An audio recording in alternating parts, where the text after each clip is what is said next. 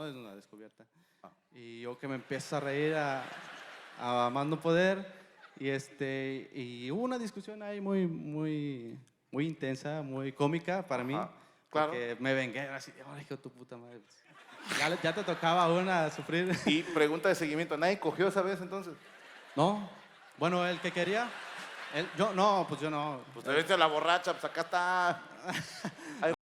Cuando se termina la discusión, fue de que entré al cuarto, pues yo traía la llave, los Ujú. dos.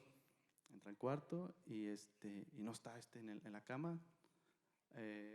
Y el baño, cabe recalcar que no tenía puerta. Ujú. Entonces yo entro al cuarto y no lo veo. Y dije, chinga, ¿qué onda? Y se escucha un ruido extraño en el baño.